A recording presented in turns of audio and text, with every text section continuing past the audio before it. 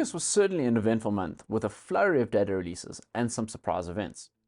Perhaps the most noteworthy event during the course of the month was at the beginning of the month, where we saw a downgrade from US credit rating agency Fitch, which moved the credit rating from AAA to AA+, in line now with the S&P credit rating.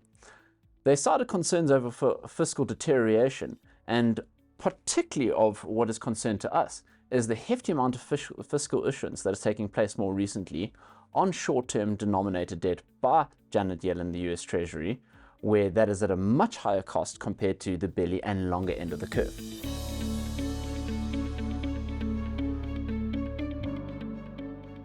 US inflation accelerated to 3.2% year-on-year in July from 3% the previous month.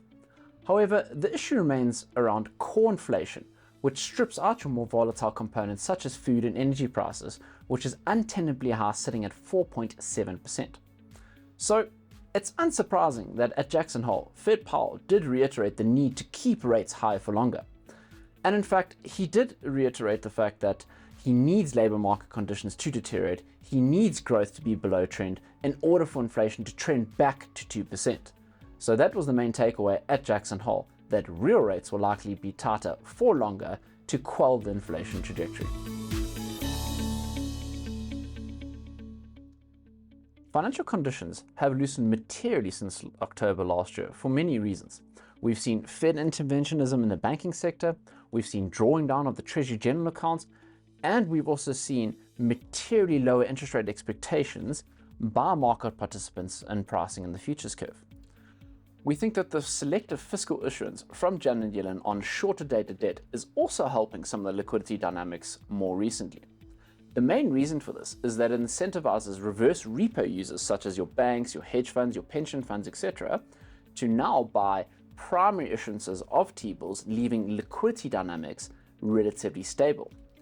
Ultimately, we believe that this may potentially impact the inflation trajectory going forward.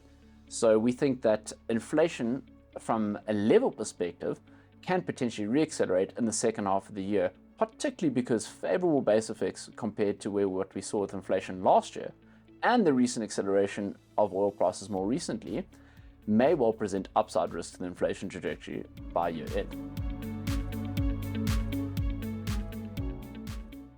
We saw over the month in Asian markets, Japan GDP printed at an astounding 6% annualized pace in the second quarter compared to Bloomberg expectations of only 2.9%.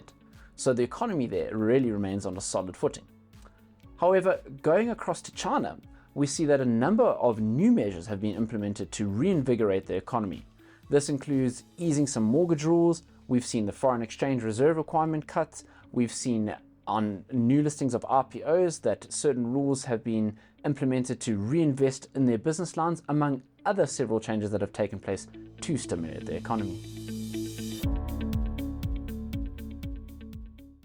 In our view, liquidity remains ample and will need to be drained from the global financial system.